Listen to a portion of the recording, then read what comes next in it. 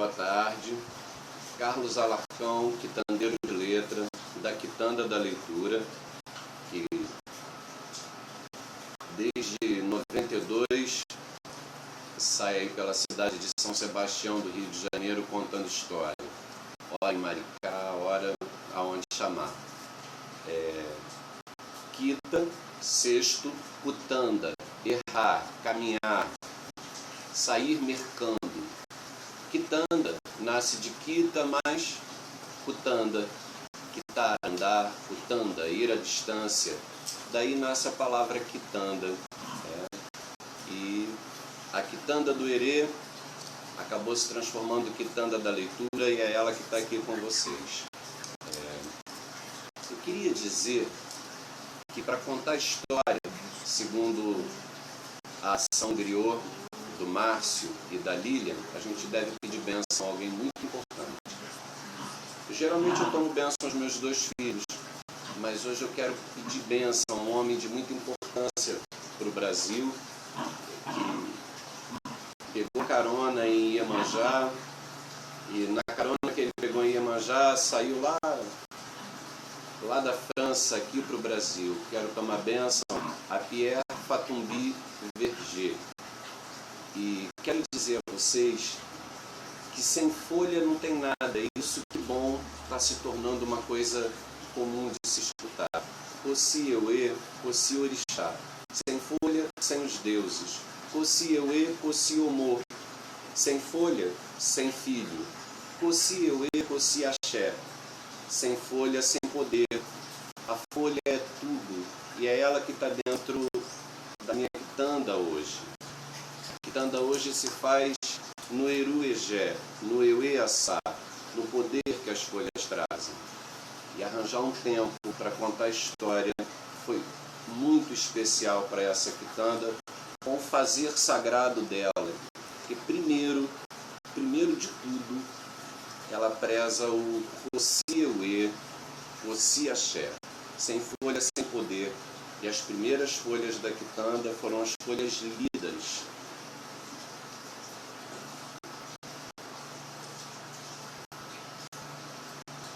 E aquilo que é nosso sempre vai ser. Ele estava no prelo quando Pierre Fatumbi Verger morreu. Esse livro estava cufou. Quando ele cufou, esse livro estava no prelo, estava no forno, estava prontinho para sair. Os cupins comeram o meu todinho e eu fiquei um bom tempo sem o meu Euê, pois ele está de volta em minhas mãos. Sagrado, sagrado para sempre sagrado, Pierre Fatumbi Verger, Fundação Pierre Verger.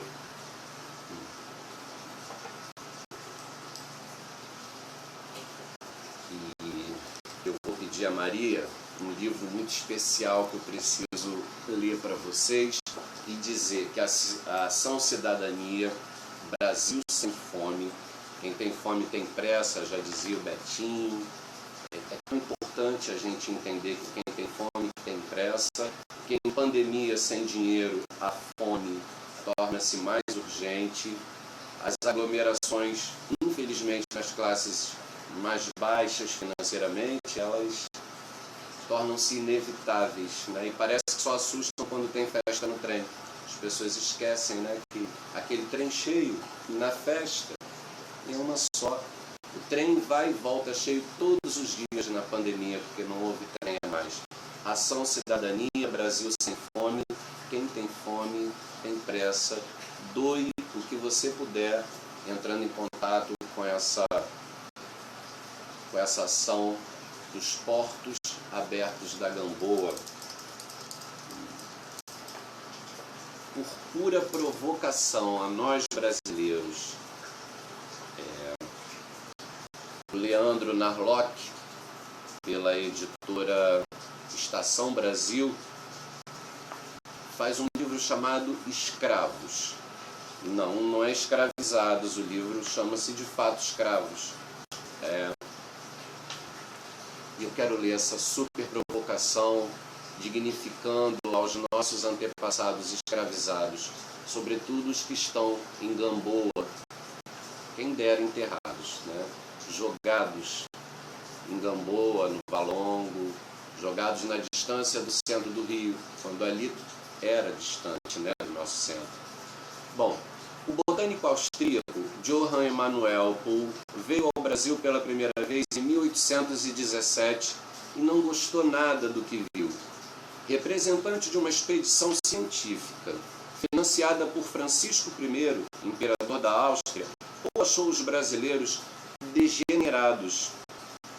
As estradas poucos carroçáveis e as cidades sujas e simplórias.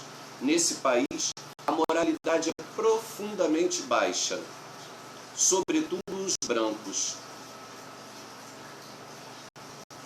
Considerou gente preguiçosa, gente arrogante e de constituição fraca, posto que delegava até trabalhos mais simples aos escravos. Com essa inatividade e preguiça, os brancos decaíram tanto que a maioria deles falta até o necessário traje para comparecerem decentemente à igreja aos domingos. Aqui eu termino de ler para então passar só a contar. Me deixa muito feliz contar isso para vocês. Às 5 da manhã passou a ter uma missa.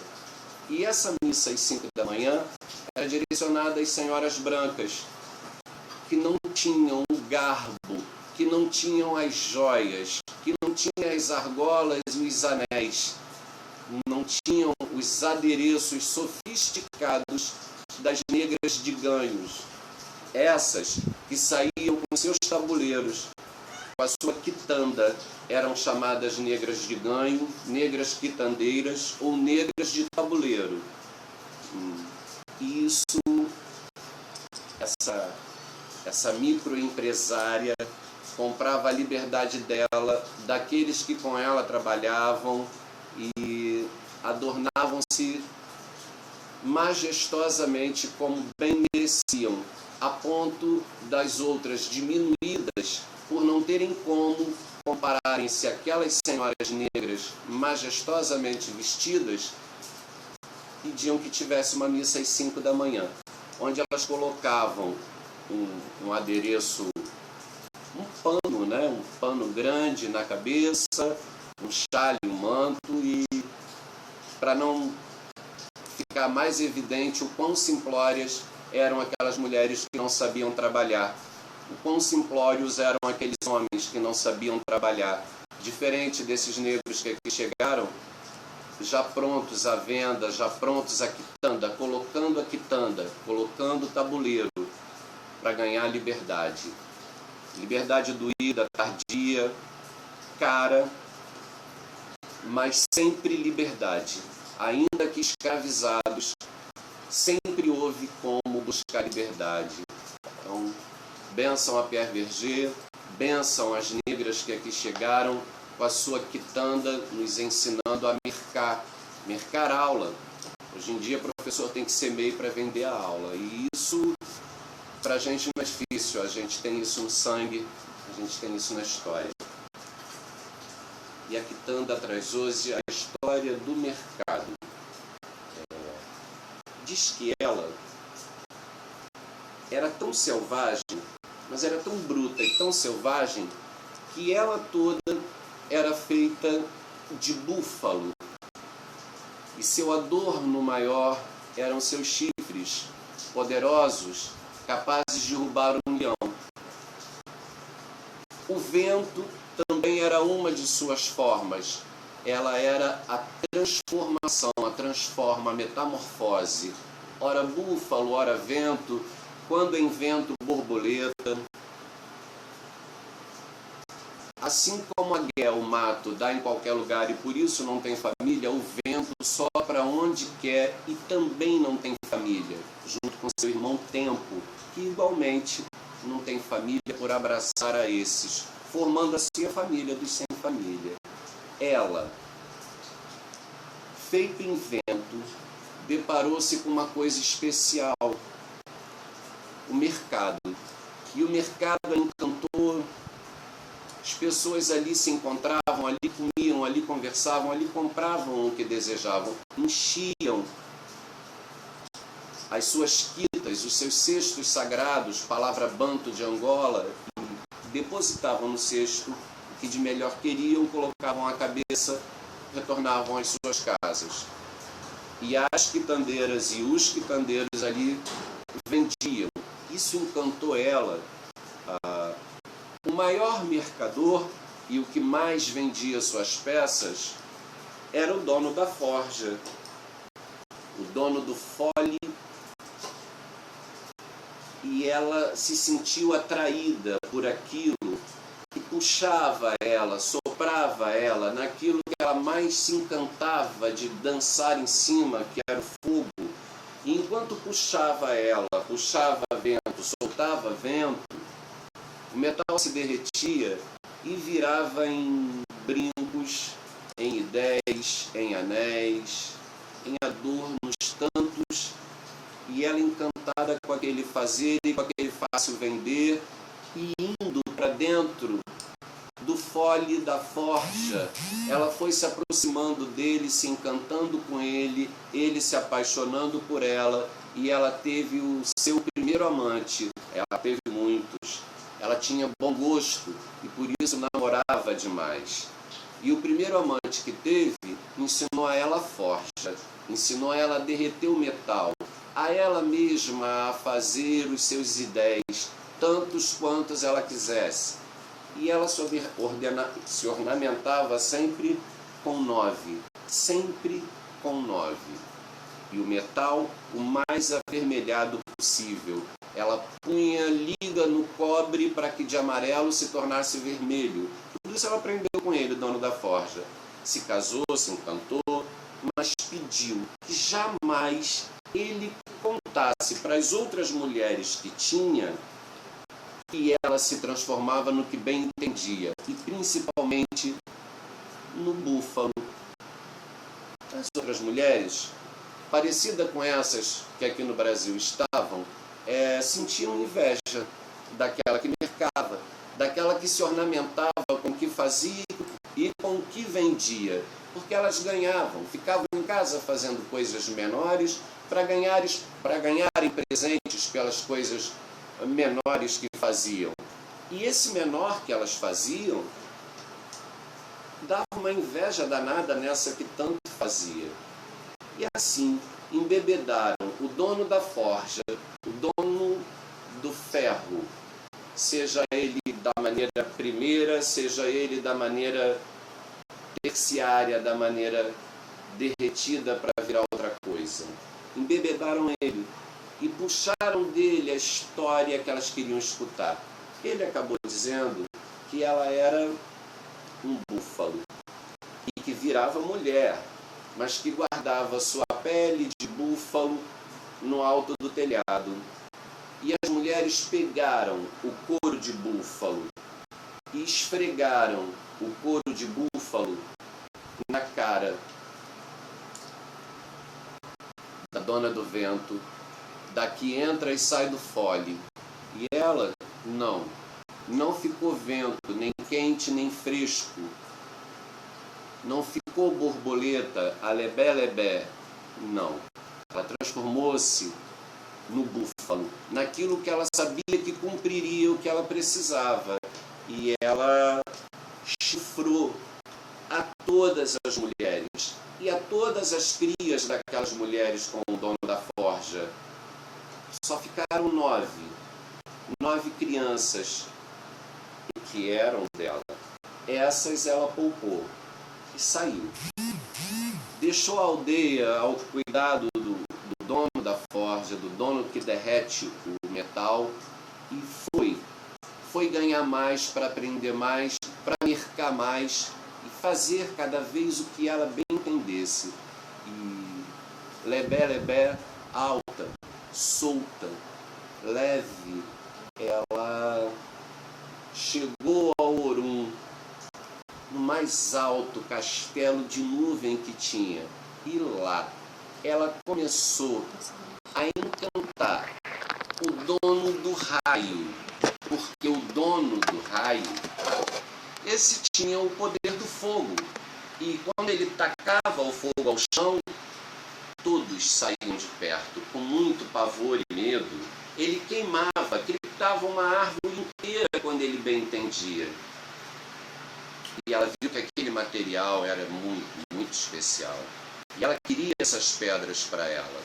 E ficou muito tempo como amante do dono da pedra de fogo.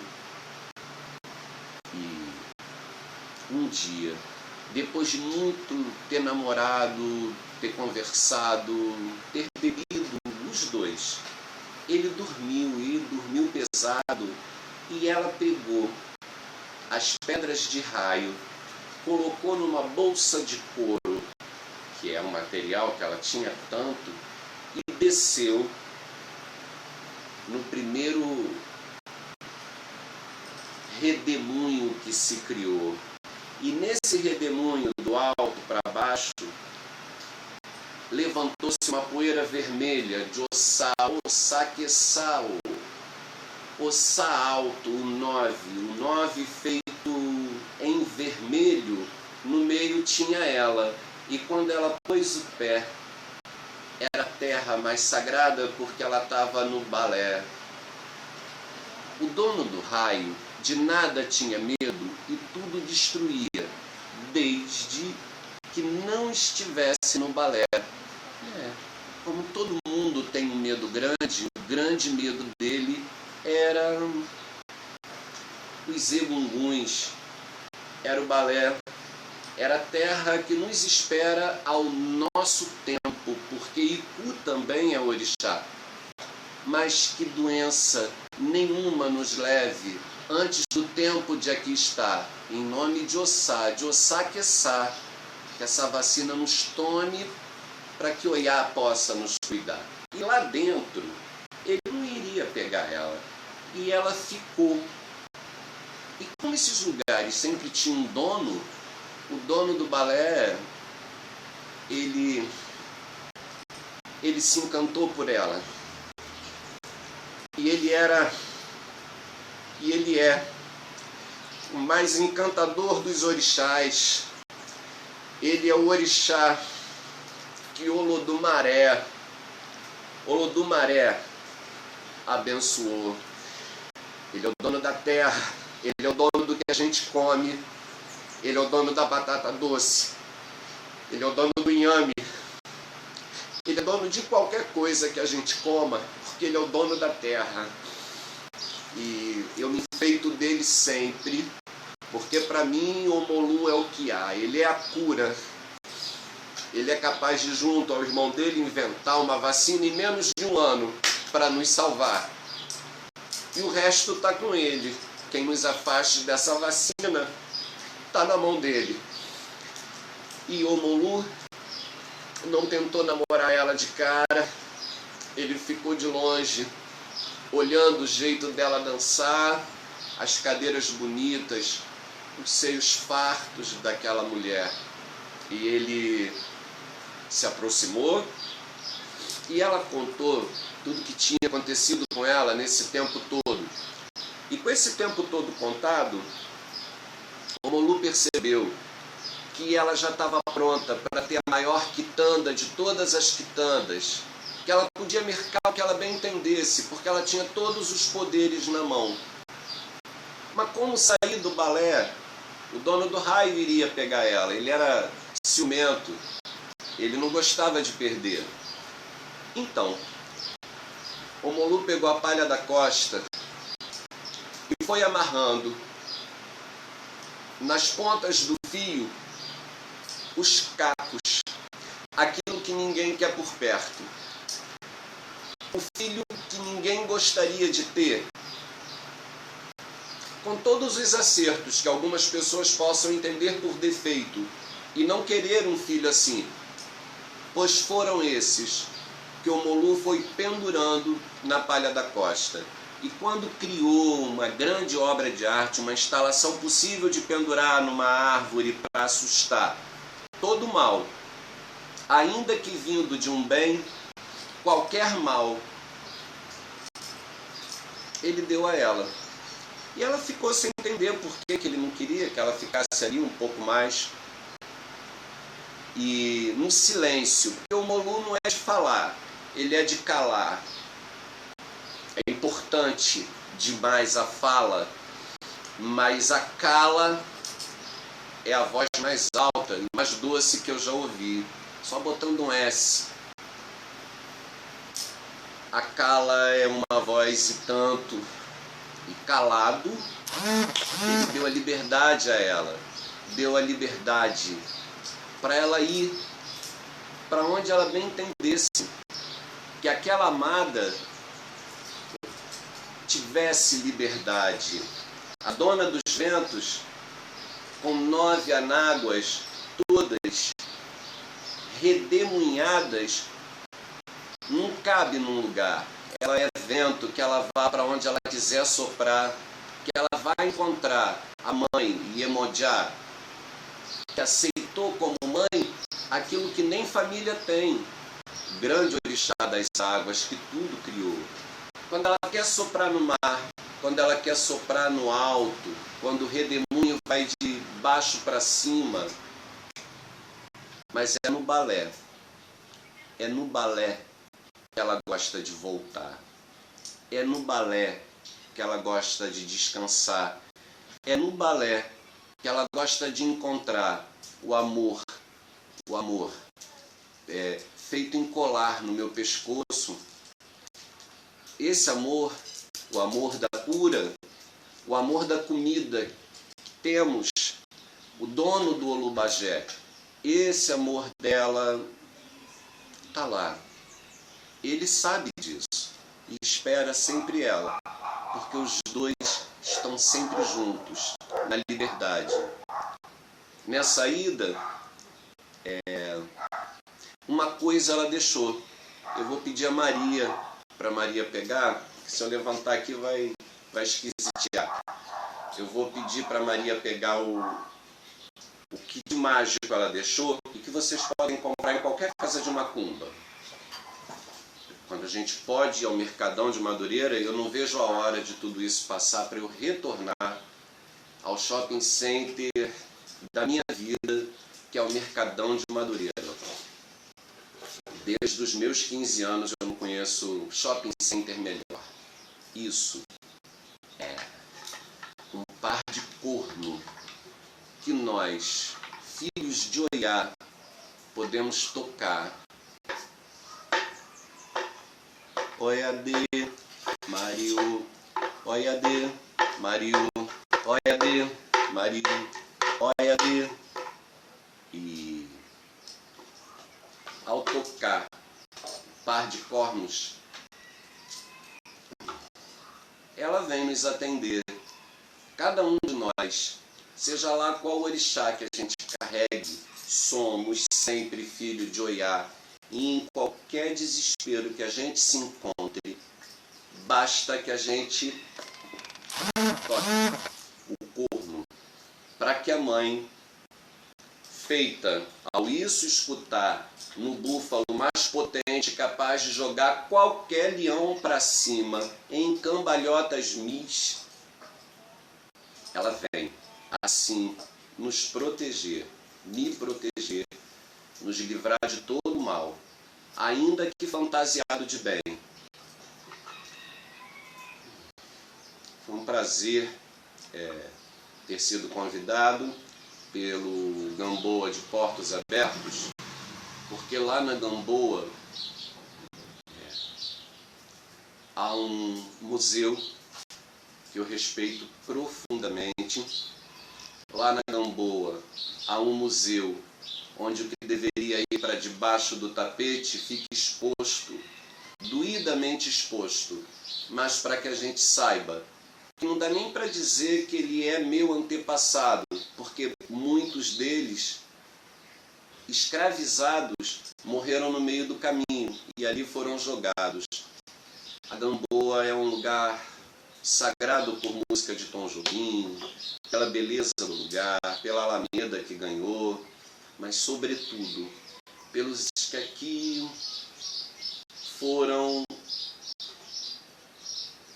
colocados como se fossem a maçã estragada da caixa, como se fossem a batata, que deu churume no navio.